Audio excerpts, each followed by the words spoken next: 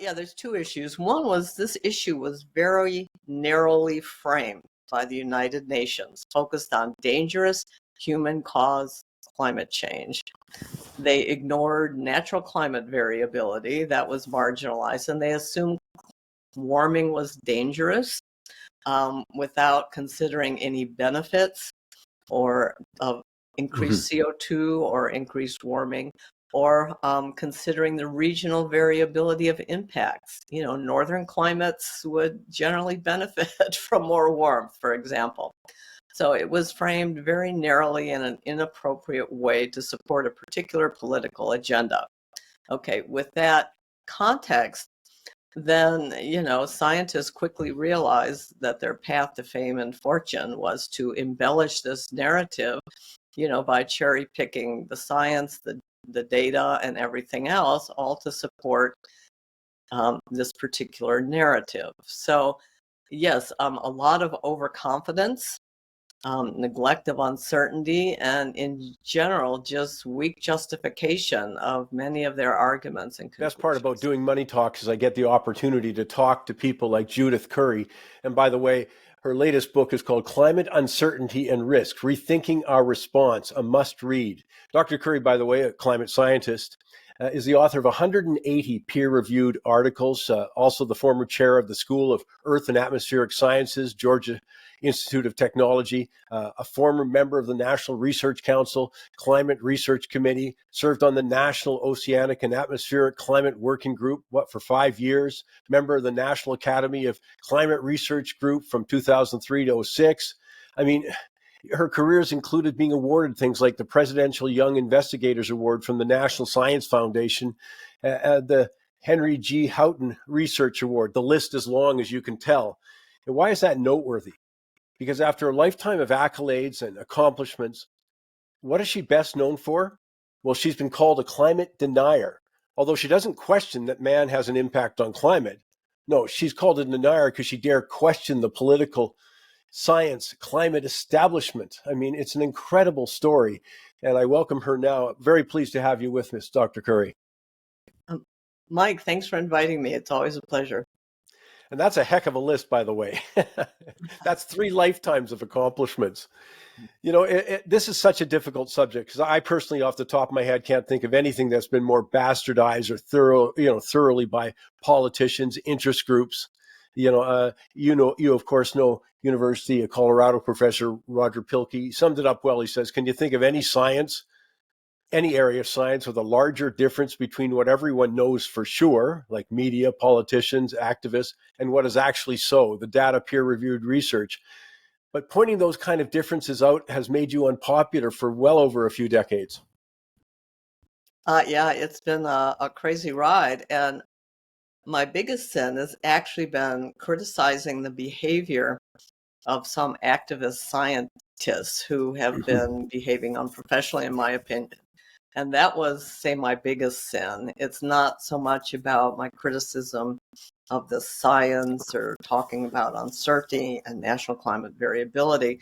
It's my criticism of the establishment, such as the IPCC, of the organizations that support science, the professional science, and the behavior of certain activist climate scientists. That was the sin. Sort of, I broke the fatwa, Yeah.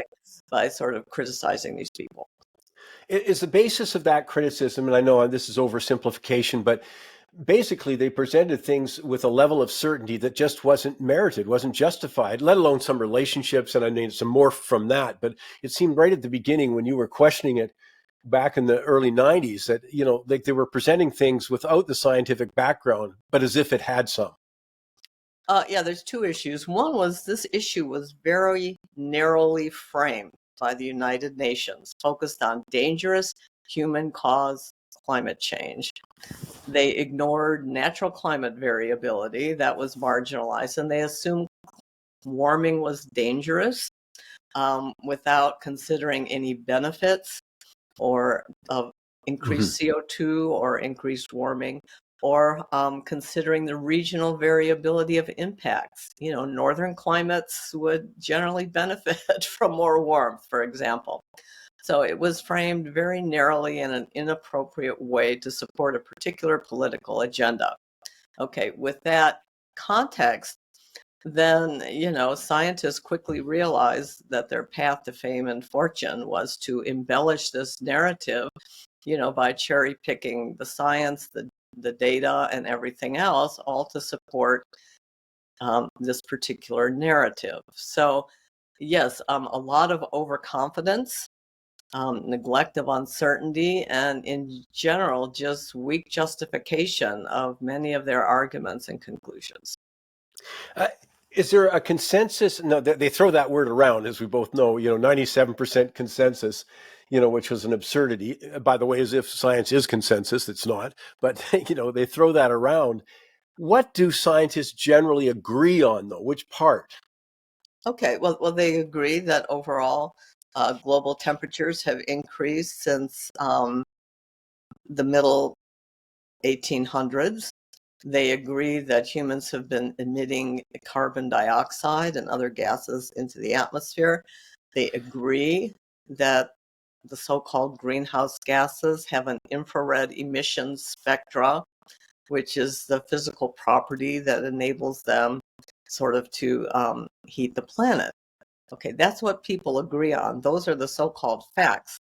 But the most consequential issues, like what has caused the warming over the last 100 years? How much will it warm in 2100? Is warming dangerous? Is elimination of fossil fuels going to support human well-being in the 21st century and beyond? These are the most consequential issues, and there's a great deal of disagreement and uncertainty on all of those. I mean, the big one in Canada, they talk about a carbon tax, et cetera. I'm not going to debate the method, but the impact. I mean, if we reduce, if I stop driving, is that going to have an impact on extreme weather, for example? No, even in the worst incarnation of projected warming, the so-called 8.5 extreme emissions scenarios, there's excuse me, there's still very little evidence that warming worsens extreme weather events other than heat waves. It makes cold outbreaks less likely, and an order of magnitude more people die from extreme cold than they do from extreme heat. So it seems that overall warming would be beneficial in terms of storms like hurricanes and tornadoes and hailstorms and things like that. There's no evidence of an increase. There's hypotheses, but there's no observational evidence. And the climate models really aren't fit for purpose for even simulating these extreme events in our current climate, let alone making credible projections for the future. So apart from heat waves, there's very little support for thinking that warming worsens extreme weather events. And yet the agenda, I mean, you were there firsthand watching the politicization of this agenda that continues to this moment, and it just, the other side of it that you just alluded to, besides the fact that they don't even examine whether heating a planet or the planet warming up would be beneficial in more areas, but it's also the incredible use of resources to fight this particular, scenario that, is should be open to a heck of a lot more questioning, let's say. Yeah,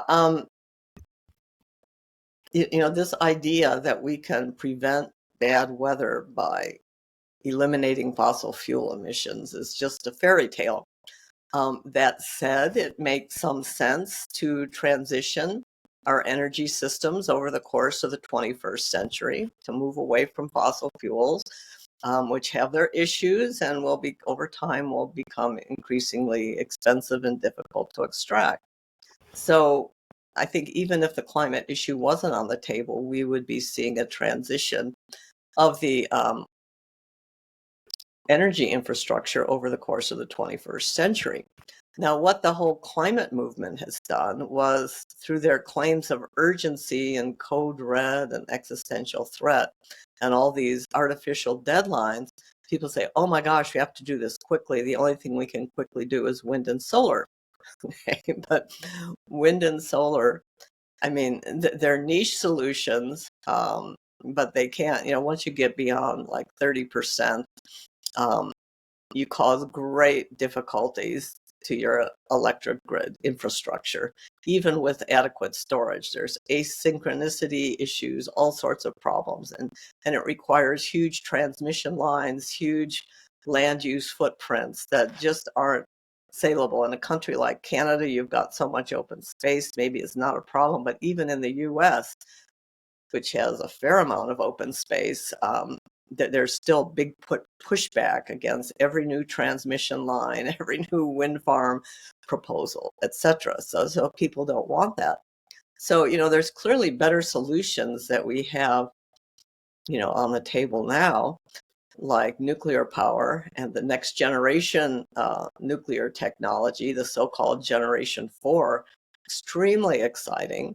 Advanced geothermal is also being developed, and I think this would be a good solution for many regions in Canada as well. But the bottom line is, we're going to need fossil fuels for a while, and we just need to let this transition sort of happen by its own, driven by rapidly increasing power needs. I mean, the rate of increase for electricity demand is huge with the advent of artificial intelligence, data centers, blockchains, things like that. And the big tech companies are investing heavily in nuclear power to develop plants right near their big data centers. And so they're leading the way in some of these technologies just because they see them as the source of so much future demand for electricity. So if we let, market forces and capitalism just have its way, we would see an orderly transition over the course of the 21st century towards more abundant, more inexpensive, and cleaner energy sources. But we're interfering with that, by insisting on rapid deployment of wind and solar, which are just going to make things worse once you get beyond about 30% penetration of these intermittent renewables into your grid. Even with adequate storage, that doesn't help the grid stability issues. So those technologies, they sound cheap. Oh, wind and solar radiation is free. Well, it's not. The generation may be inexpensive. It's the storage and the transmission that get you into trouble. And the other side of that, just may I add on, is that I just can't believe to the degree we ignore developing nations in all of that, whether you're talking about the COP this, COP that. I mean, literally going so far as to say, off the top of my head, I thought it was the Glasgow Accord saying, we're not going to help anybody in Africa, develop with fossil fuels, which is another way of saying we'd like to have them live in poverty. The list is just long. I mean, to ignore the power needs of a developing Africa, parts of South America, China, the list is a long one, and it's just been a blind spot. Yeah, there's more than 1 billion people on the planet without access to grid electricity, and a large majority of them are in Africa, and they still farm, with wheelbarrows and picks and hoes, without any like machines or anything. Mm-hmm. It's a terrible state of affairs, and there's a lot of intelligent, industrious people in these countries, but they need electricity, and we need to give them a leg up. It's so bad that they can't even take out a loan like from the European banks because they don't want that stigma of loaning money to help them develop their natural gas resources. They're very rich in coal and oil and natural gas, but they can't afford to develop the infrastructure to use them in their continent. And so Europe and Asia, are just sort of effectively taking, maybe purchasing, but, they're sort of raping those countries of their fossil fuel resources to support use in Europe and Asia. And that is just about the most unethical thing going on the planet today, in my opinion. I'm with you on that. You wrote the book Climate Uncertainty and Risk, released last year, Rethinking Our Response.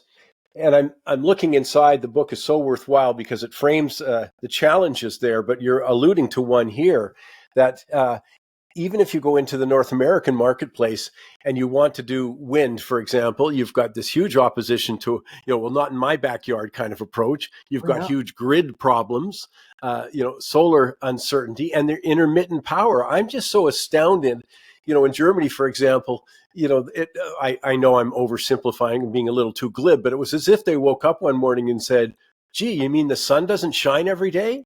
That the wind doesn't blow every day. And of course, a huge vulnerability geopolitically because they were relying on Russian gas, and now they're this massive coal importers. I mean, the mess of this sort of hazy thinking has really come home to roost.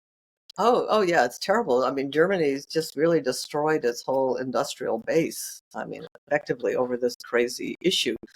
Um, so I think people are starting to realize, not everybody, but some countries, some states in the US are realizing that this is a bad idea, and they're pushing hard for nuclear, I think, which is a really good solution.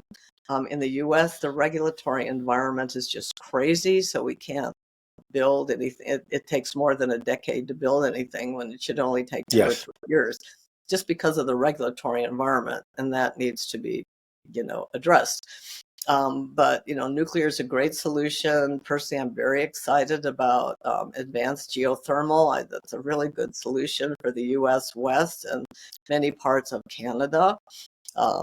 Optimistic about that one.